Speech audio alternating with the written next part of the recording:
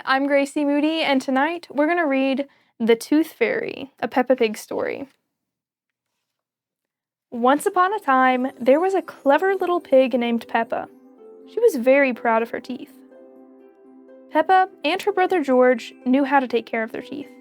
They brushed them every morning and every evening. Peppa and George loved playing dentist. Peppa would pretend to be the dentist, and George would be her assistant. George's toy dinosaur was the patient.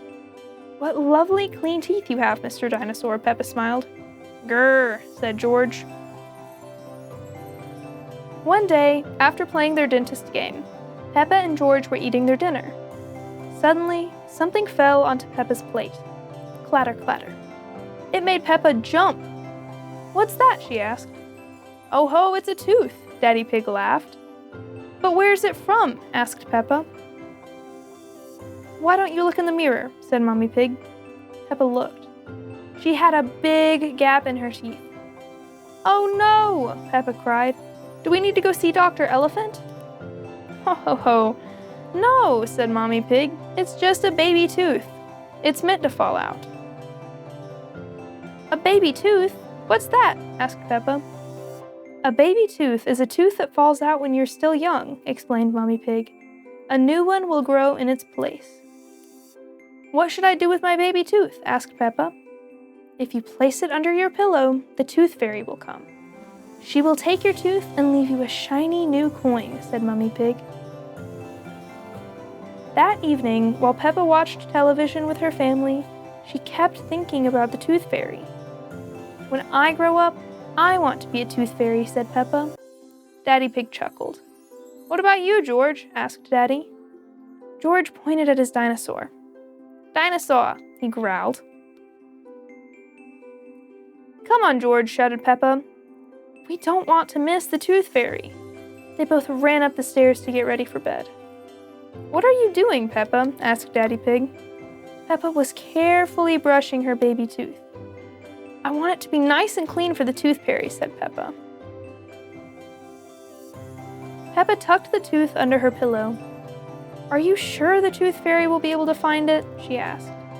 "I promise," said Mommy Pig. "Just you wait and see." "Good night, Peppa and George." "Good night, Mommy. Good night, Daddy." "I'm going to wait up all night for the tooth fairy," Peppa said. "George, let's not go to sleep." George smiled and nodded. Peppa waited and waited. Snore, snore. She could hear something. "Is that the tooth fairy?" Peppa wondered. "George," she whispered, "did you hear that? Can you see the tooth fairy?" She climbed down to look at George. He was fast asleep. It was him making the noise. "I am much better at staying awake than George," Peppa sighed. She settled back in her bed. After a while, her eyes started to close. She quickly opened them again. "I am going to stay awake and see the tooth fairy," Peppa said to herself firmly. Snore, snore. But soon she was asleep. Twinkle, twinkle. What was that?